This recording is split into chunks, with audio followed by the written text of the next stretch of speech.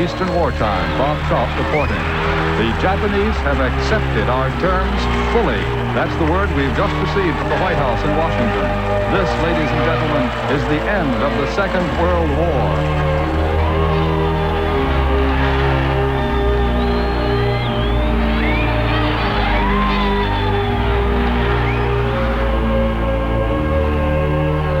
Gentlemen, the President of the United States. A short time ago, an American airplane dropped one bomb on Hiroshima. That bomb has more power than 20,000 tons of TNT. It is an atomic bomb. It is a harnessing of the basic power of the universe.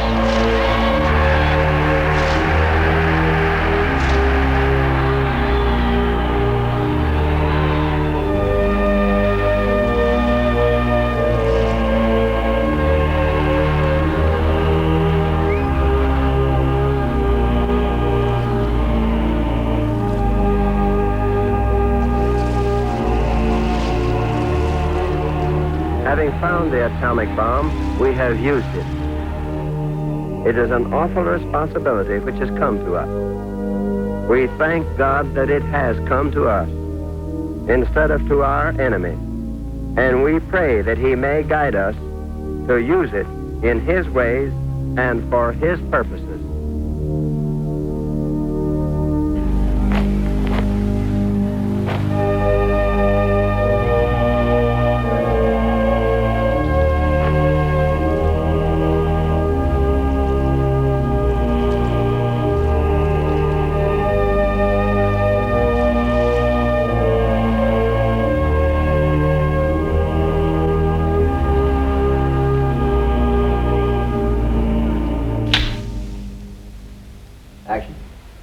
The atom bomb is here.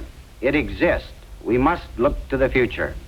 Up until now, only 3 have been exploded, and none over the water. It is the duty of the military services to explore the military might of this new weapon. We want to be prepared for any use of atomic energy that may become necessary, whether offensive or defensive.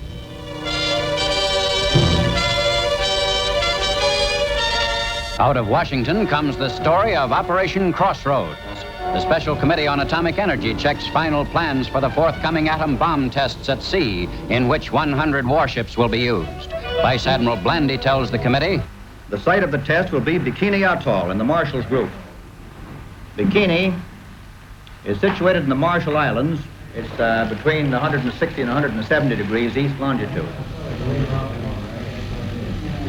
The lagoon is 27 miles long, that is from east to west, and a little more than half of that north to south.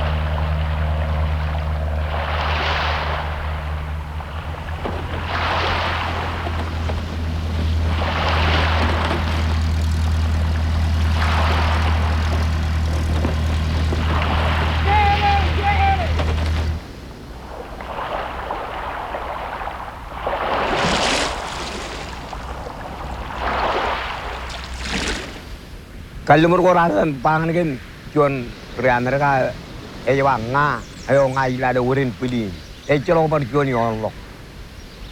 Yang aku macam orang jadi mina wipa, mina orang colo cuan pam na yo dai. Mai kenal orang, orang nan kuan wipa, dan kaman cuan, colo cuan pam, kering cuan pam yang cuan ni, supaya mereka yang bagian kejar balik. Now then, James, tell them, please, that the United States government now wants to turn this great destructive power into something for the benefit of mankind. And that these experiments here at Bikini are the first step in that direction. We're gonna Pai kami yang rutora. Kami cap kanin melalui kami nakon. Kami cai tahu ay naik tahu nama ningan kami. Kerana apa? Komen tu kau beran pijai komen. Akan cai kopan. Siapa balik siapa? Siapa yang berkira kemudian akan lelai ke kopan ay dengan orang kami. Eren pakai. Ini arjar. Pulai ram kenan kagak wawen nam magari tu. Crossroads, scene 25, take 1. Well, now then, James, will you tell them that the United States government now wants to turn this great destructive force into something good for mankind. Something good for mankind. Something good for mankind. All right, is that all? Okay, got it.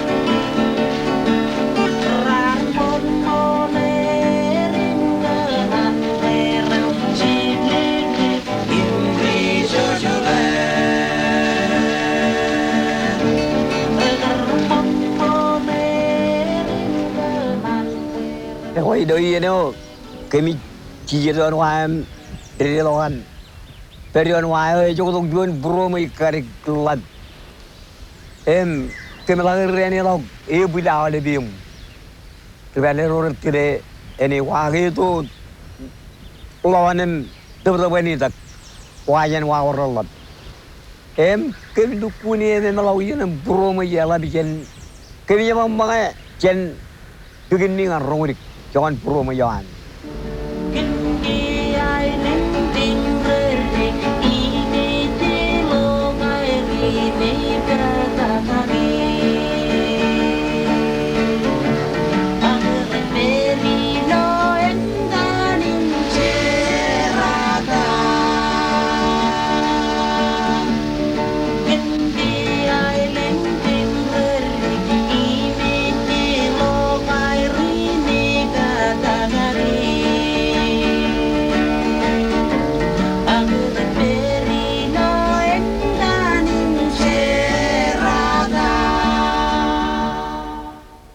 By means of electrical transcription, we bring you the first in a series of programs reviewing the atom bomb experiments in the Marshall Islands.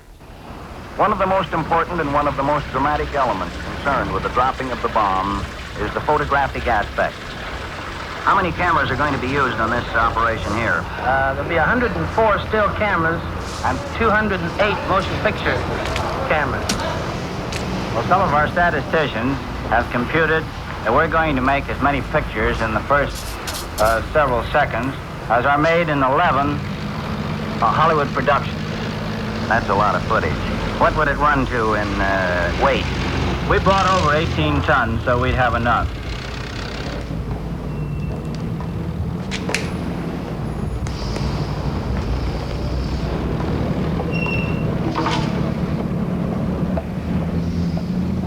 We really and truly didn't know what was coming out because we were told that we were going on a test. And the test there would be nothing to be concerned with. Don't bother about anything. There's no restrictions on us. So do as you're told and there won't be any harm come to anybody.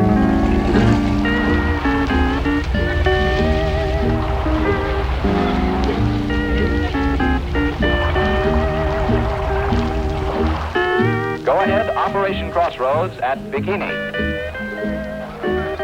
We are speaking to you from the island of Bikini. We think this is a rather auspicious occasion because of the fact that this is probably the first time, and no doubt the last, that a radio station will be broadcasting from Bikini. This island has been read about, been told about, and you've seen pictures of it in the papers, in magazines, and over the radio for the past several months. Now this is an actual broadcast from this location. When we arrived there, we found out that the weather was a little on the warm side, running about 100 degrees with about 100% humidity. So it was pretty warm and humid. So the less clothing we could wear, the better off we were, or at least we thought we were at the time. So we started trying to get into the water to swim a little bit, and we did that with no problems. So it was swimming and eating a lot of ice cream, and, you know, just anything to keep our minds occupied at the time.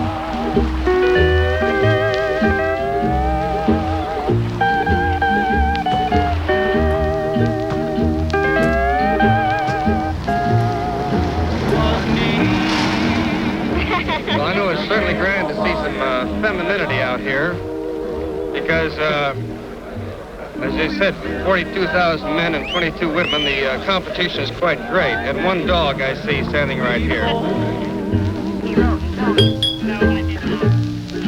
And there, beside a blue lagoon, I kissed you. It was in September. The men would cut up and act full, as boys would. You were sent from heaven above.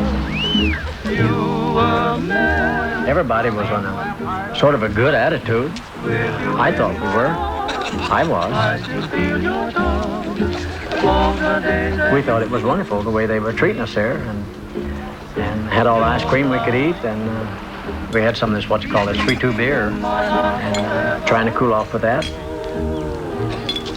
While the memories linger.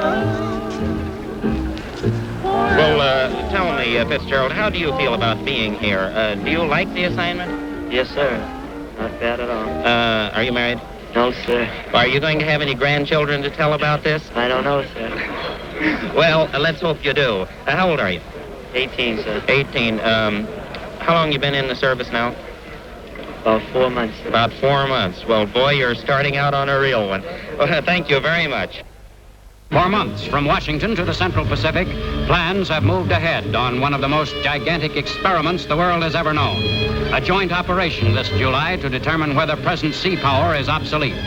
In secret files, an exhaustive schedule of planning and consultation is perfected as public interest in the vast operation mounts.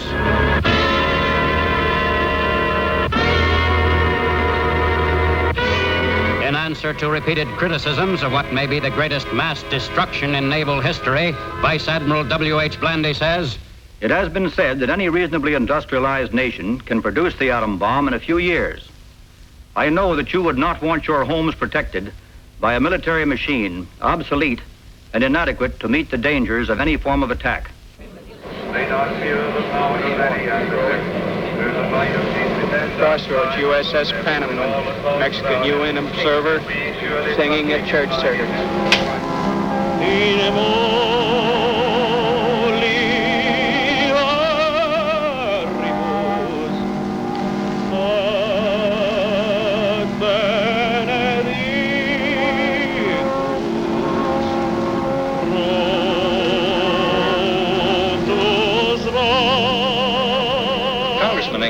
What interests you most about this test?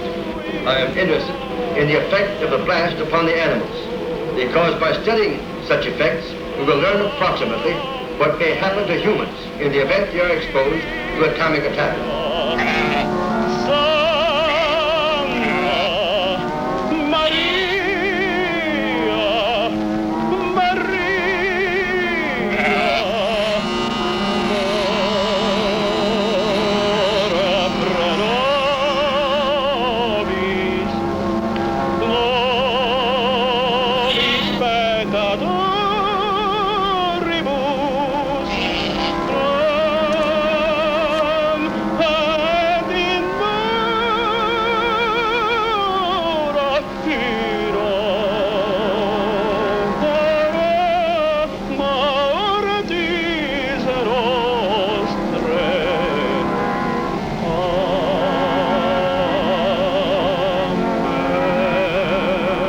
We were told that do as you're ordered and nothing will become of it and nothing will happen to you.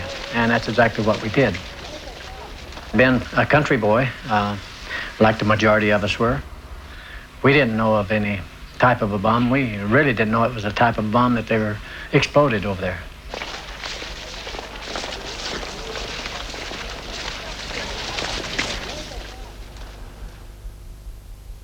We scientists who release this immense power have overwhelming responsibility to bring realization to America that mankind's destiny is being decided today, now, this moment. We ask your help in this fateful moment as sign that we scientists do not stand alone. I agree.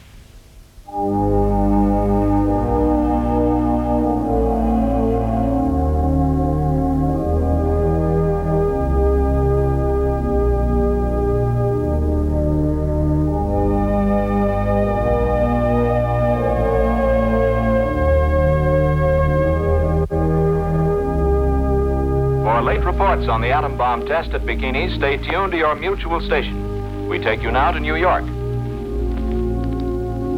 This Security Council chamber is packed as it's never been before to listen to this historic declaration as the government of the United States is about to present its plan for the world control of atomic energy.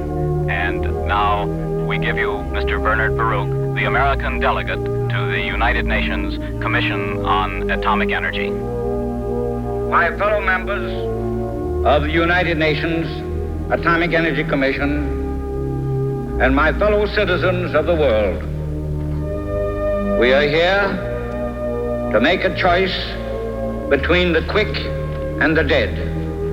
That is our business. Behind the black portent of the new atomic age lies a hope which, seized upon with faith, can work our salvation. If we fail, then we have damned every man to be the slave of fear. Now, if ever, is the time to act for a common good.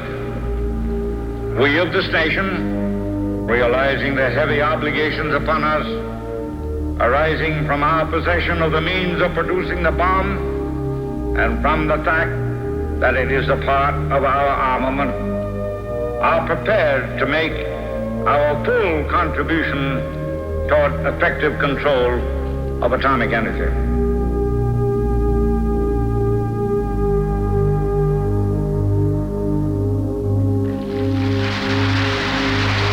План Баруха и по существу, и по форме не отвечает интересам Объединенных Наций. Существует и другой план в отношении атомной бомбы, предложенный Советским Союзом. В основе этого плана лежит совсем другая установка. Мы, советские люди, не связываем своих расчетов на будущее с использованием атомной бомбы.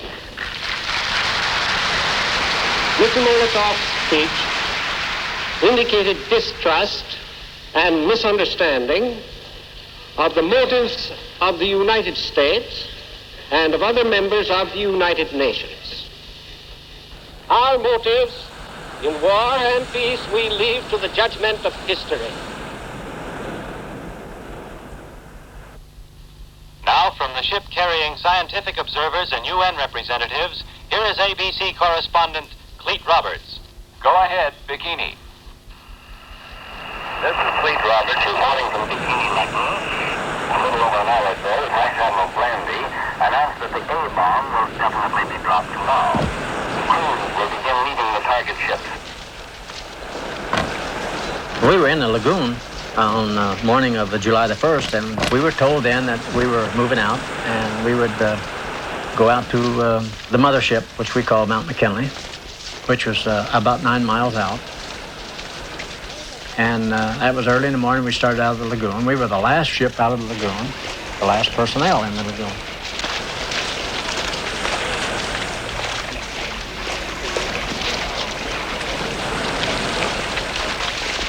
So we wasn't afraid of anything because we knew at the time, or felt at the time, why We were well protected. We had nothing to be afraid of.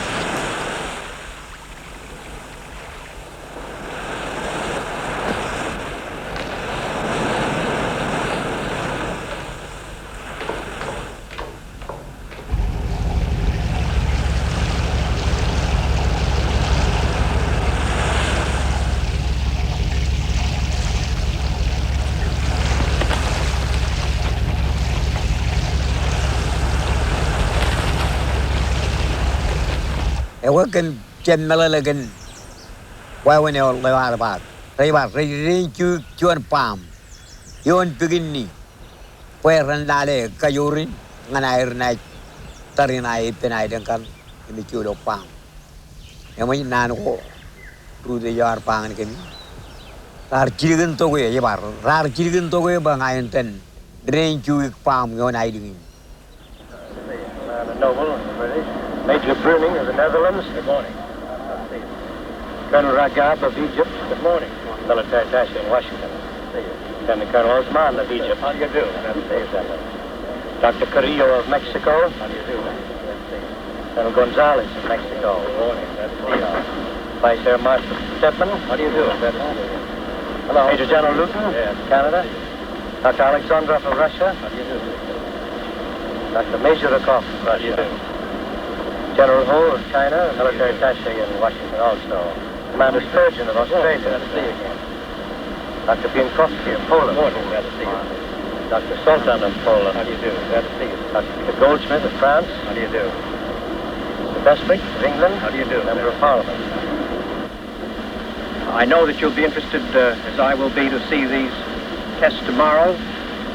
And I know that you are aware that they are conducted in not any frivolous or casual fashion, that they do not constitute any gesture of war or of aggression or threat. Thank you very much.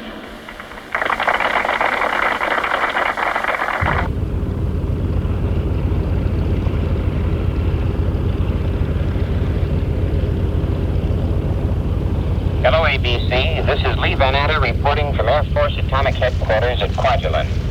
It is only a few hundred yards from where I am speaking to a certain atomic bomb, the Bikini bomb. It is a novel and yet somehow satisfying sensation to know that bomb is both near and here.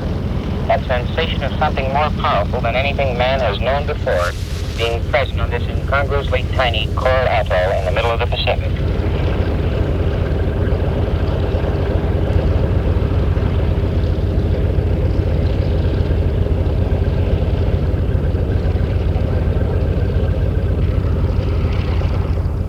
Experiment provides experience. Experience fortifies theory. Knowledge is power. The way is clear. The challenge strong. The duty inescapable. We must have the facts. Common sense calls for the facts. Now. Anxiously waiting for this is Mrs. Carolyn Swankett, mother of Major Woodrow Swankett, pilot of Dave's Dream, the B-29 which will drop the Bikini bomb. Mrs. Swankett, do you feel a little anxious along with him? I certainly do, but I have much faith and confidence in Woody and know that he will do the very best that he can. Of course he will. And may the grace of God be with him and his crew. Mrs. Swankett is browsing through the letter. Don't worry about me, Mother. Believe me when I say we're in no danger at all in the test, no matter what you have heard, and have confidence in me. I'll be okay.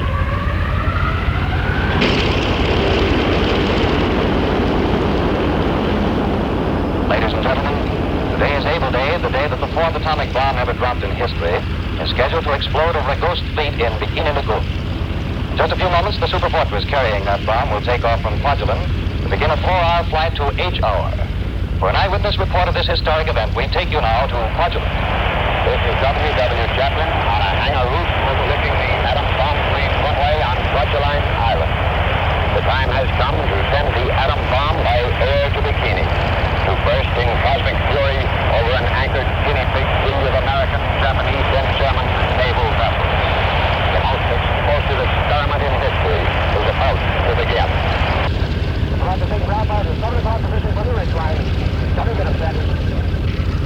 Now the plane is swinging around.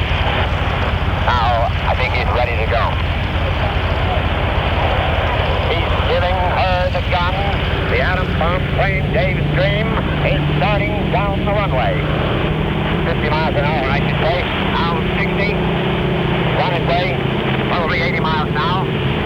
Probably up to 100, 120, and this is just about where he starts up in the air. He's up. The plane is airborne. The atom bomb is in the air on its way to Bikini for the greatest experiment, the most explosive experiment in history.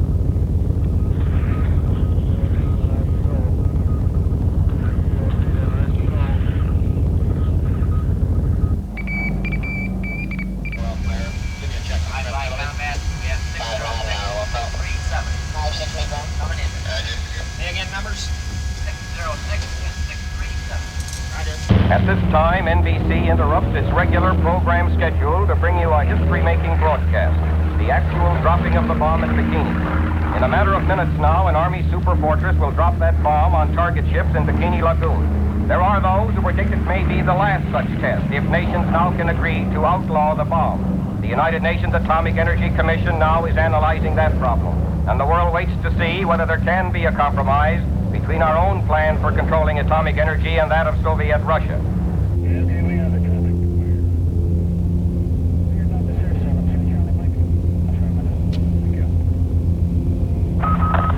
Aboard 22 target ships in the lagoon are the animals, which are soon to draw their last breaths for humanity. The result of what happens to war-making equipment will undoubtedly determine the course of military might for generations to come.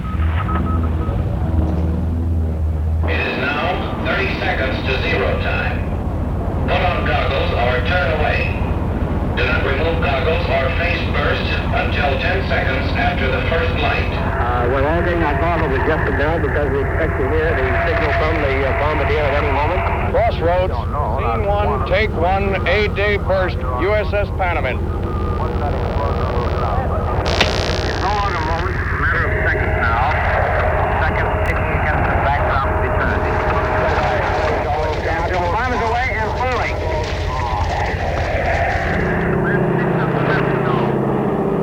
At that time, they started the countdown.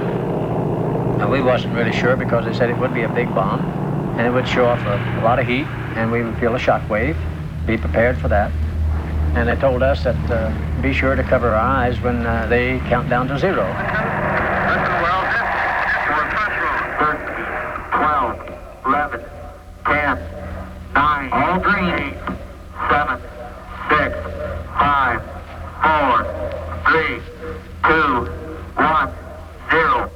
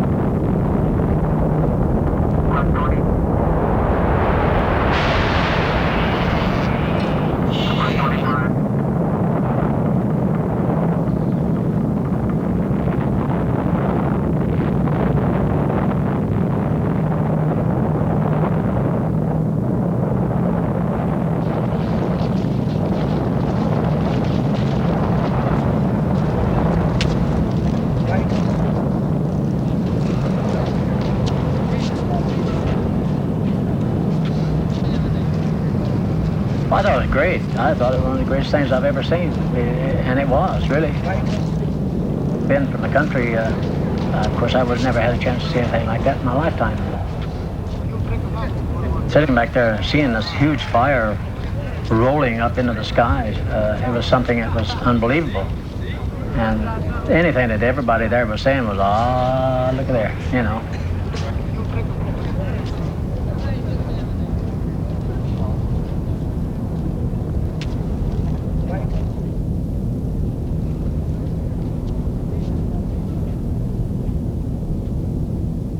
Congressman Isaac, what was your first general impression of the explosion of the atomic bomb a few moments ago?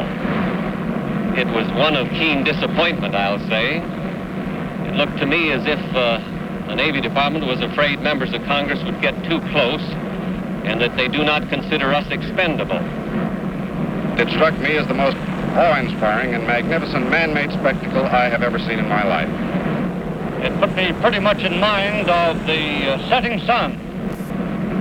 It seemed like a huge, giant firecracker.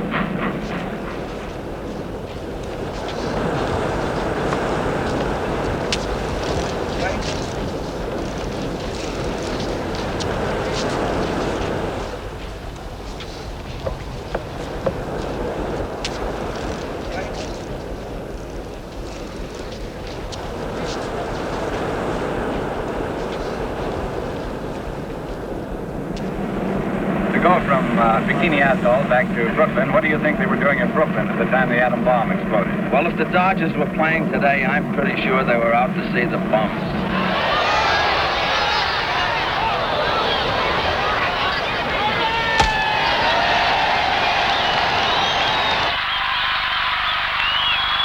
The National Broadcasting Company interrupts all its programs to bring you a special broadcast. A few hours ago, the atomic bomb was dropped on the target fleet at Bikini. Aboard this vessel, which carries the scientific observers and United Nations representatives, there is without a doubt a keen sense of disappointment. Disappointment with what we witnessed this morning. It was a successful experiment, says the Army and Navy, but from 20 miles away it was a pretty poor spectacle. Until I have seen the destruction measured by the various instruments and seen the destruction itself, I want to reserve judgment as to whether or not I'm ready to abolish the Army and Navy and go to throwing atomic baseballs from here on. Thank you very much.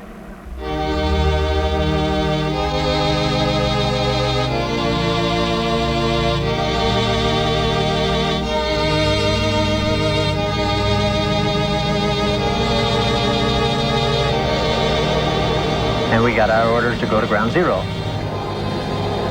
And when we went to ground zero, steaming in past the target ships, we saw various sights that went on because some of the target ships were burned real bad. Some of them had holes in them.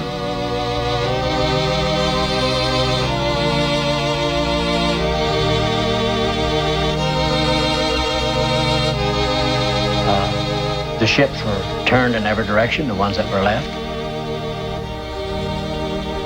All the paint was removed from them. The gun barrels were twisted. The structures were twisted.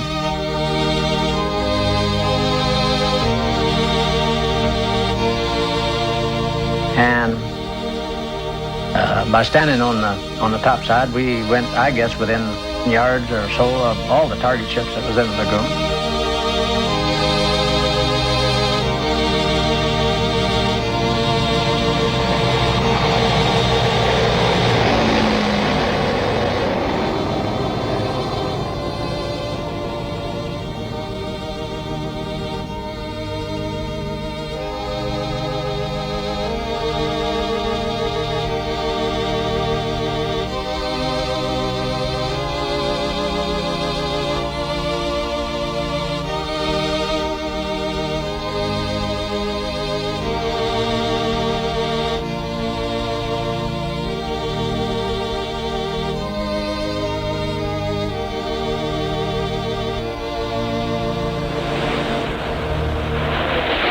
Many of the officers aboard the flagship here are very optimistic now that the first Able operation has gone off successfully and almost exactly on time. They're very optimistic about the Baker test.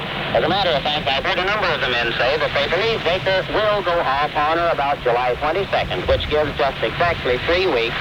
That was Admiral Blandy's original statement that if everything went off satisfactorily, then within 3 weeks, Baker should come about.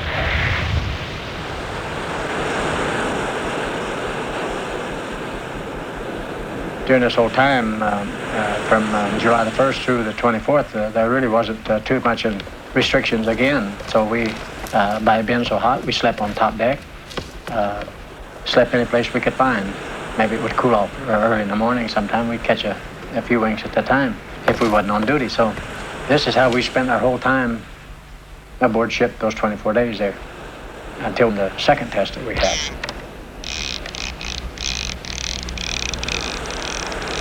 I don't recall during the whole time I was there that any words or along radioactivity have been spoken of to us. The crew members I'm talking about. They may have used the word radioactive up in the higher class, up in the officers, and so I wasn't an officer, so I was an enlisted man, so we were never told about any radioactive exposure or anything that way. In fact, we didn't really know what the word was.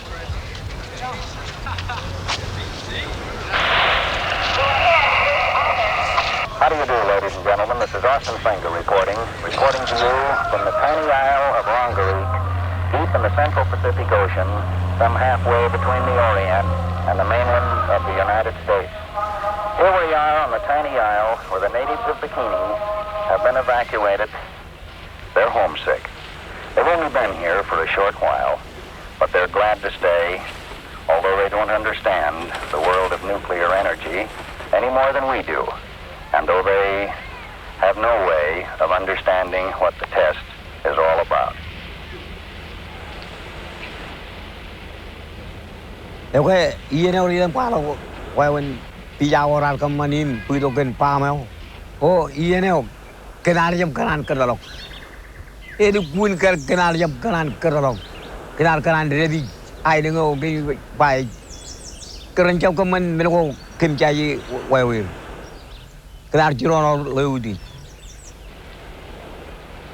Rongerik itself lies some 200 miles almost due north of the main island of Kwajalein. Out here in the peaceful Pacific, where the natives sit in their courtesy and in their friendliness, with their smiles and with their happiness, they aren't sure exactly what the atom bomb means, but at least they admit it.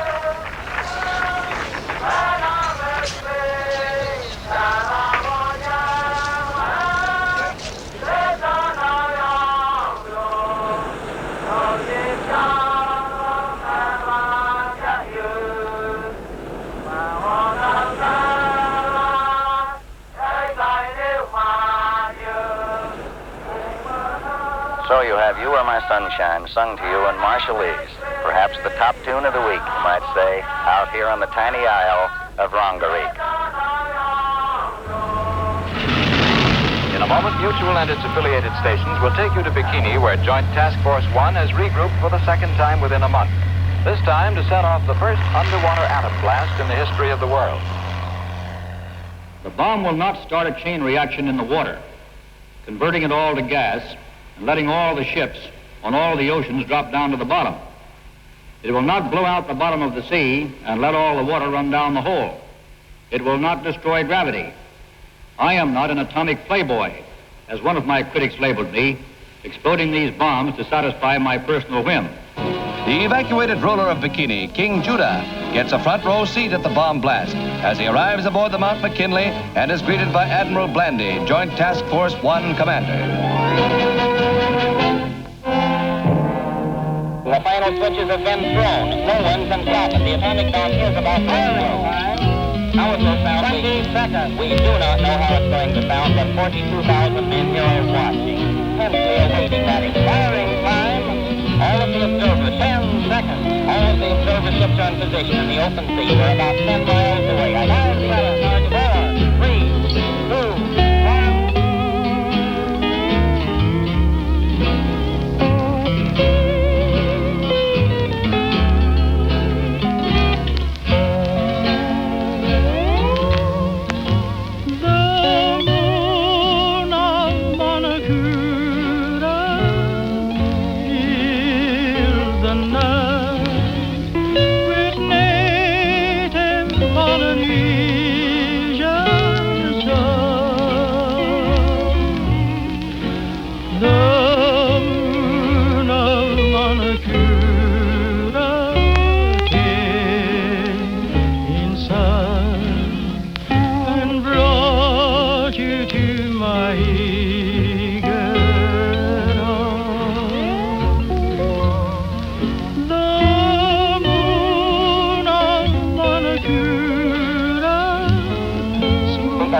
entire target array, with the exception of 1, 2, 3, 4, 5 vessels, is completely obliterated by the spray and the mist. Now everything is turned white. I can see nothing at all of the target vessels. They are all completely obliterated by the radioactive spray that is in the air. And all the time, mushrooming along the very surface of the water that has taken an entirely different shape than the classic design of mushroom which we knew.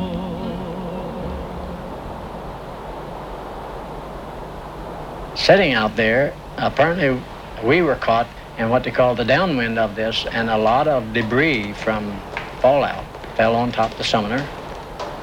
I was standing there and got a lot of mist, little grits of sand, little pieces of rock falling around, and they ordered what they call GQ, which is everybody go to the battle stations. We went down, and I had picked up a little rock on the way that fell down, and I picked up a little rock and put it in my pocket. Didn't keep it very long, I guess I just threw it away.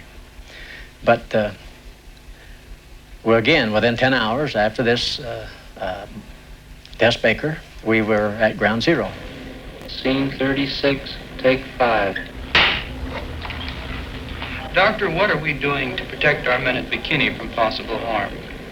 In contrast to the Japanese, none of our men will enter the area until it is considered radiologically safe.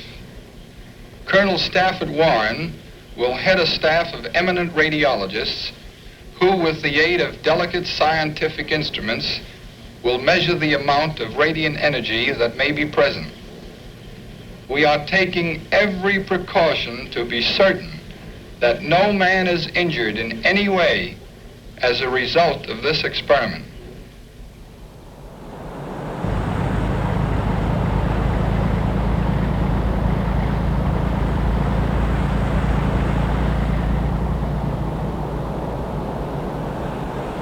We didn't know anything what was going on, and no one told us about anything, radiation or anything, been exposed to anything. And we were really unconcerned about that because we were had gone aboard the target ships, and we thought that was one of the greatest things that there was on board there.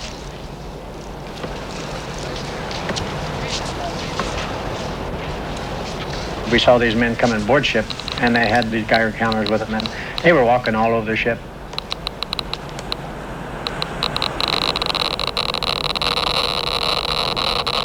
They had regular shoes on, but they had cloth pulled up over the shoes there that they were walking around with.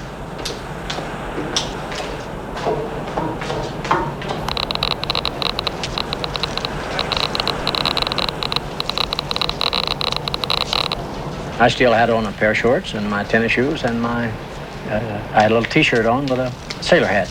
And that's all the clothing that I had on me. Scientists have a compelling interest in these new experiments. Each time an atomic bomb explodes, theory is translated into startling reality. Today's records and figures make tomorrow's textbooks.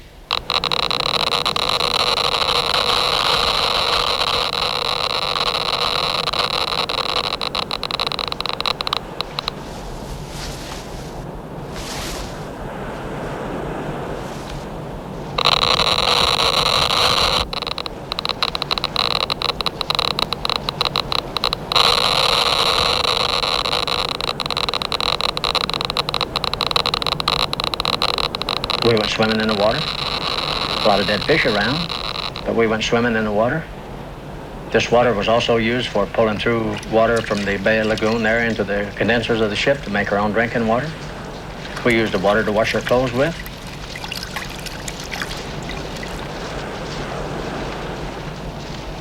We wasn't worried about it because they continued to tell us to not worry about any of this. It wouldn't harm us, and we wasn't in any danger whatsoever.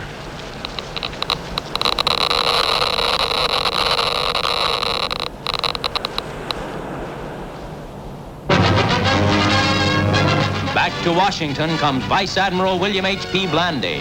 The man who directed the 2 atom bomb tests in Bikini Atoll is here to report. In his first statement to the press, the Admiral sounds a somewhat ominous note.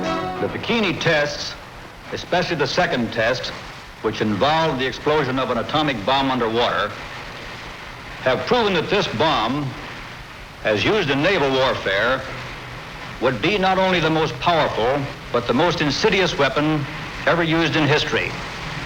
I sincerely trust that a plan which is at the same time practical and acceptable to all nations can be devised to outlaw it. But if this is not done, at least Crossroads will have given the United States information to make it better prepared than any other nation on earth for this type of warfare.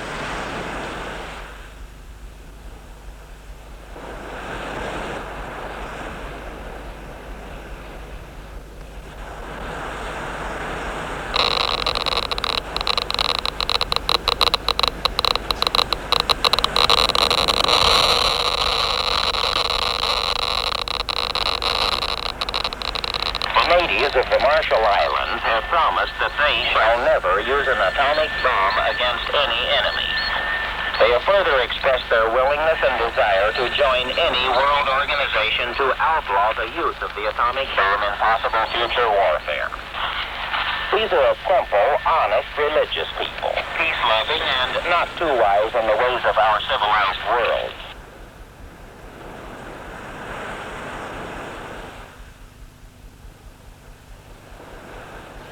Karena jokoyon begini, dukur kana dengan dalam tanah, bayin perionai dengan mijalonai. Agar ke rajaya bayjin, Amerika ibaya bayjin, kan cai, bayjin ke cah kaya kami keterota Amerika ipa. Kabicap kanan peridu peri kain, ecebal. Kanan pabu di peri jawan, ani jalan itu kun kejaran manigal. Ini kecil kita na Amerika bayan pool, kena cuma norong, kemana-mana ada dengan kerolin kan, pengen rolling peri, pabu. While we were on the way back to Pearl Harbor, why I was mostly taking bed rest at the time, and when I got to Pearl Harbor, they had then transferred me to the hospital there, where many tests were performed on me. The summoner left and went on another tour, and of course I remained in the hospital. In 1947, well, they gave me a medical discharge and sent me home.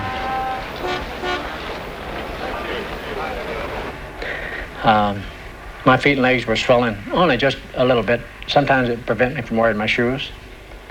And I would do as I was told to do. They told me to, if my feet started swelling on me, well, they'd get in bed and elevate my feet and legs, and swelling would go down, which it did. And years went on, and this continued to go on, and years went on through the 50s, but each time the swelling would get just a little bit worse. My right leg went down, but my left leg continued to get big, and it was swollen up huge, the size of the waist of a man, and they had started cracking open on me, and they had to take it off because of the severity of the pain and the many open wounds that was on it. And that was in '77, March of '77. 1 year later, certainly right after that, the swelling began to go into my right leg, and it again. The swelling wouldn't stop that time. It continued to swell so severely that it literally bursted open from my back of my knee all the way down to the ankle. And at that time, I was taken to the hospital, and was August of 1978. My right leg was amputated below the knee. Immediately after the amputation of my right leg, while in the hospital, my left hand began to swell on me. And they didn't have the answers for that either. There's no question in my mind that of all the things that went on in Operation Crossroads, it was a slow death from that time to this date. Not only me, but there's other thousands of men out there that may be even worse off than I am. There's so many thousands of those men that are dead now, and they don't really know what caused their death.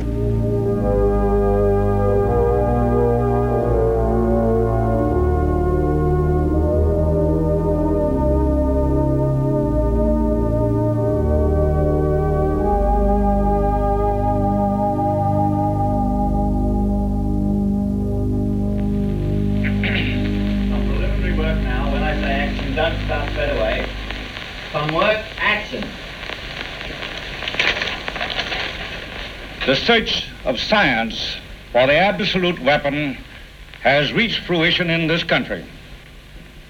But we stand ready to destroy this instrument. Let us not deceive ourselves. We must select world peace or world destruction.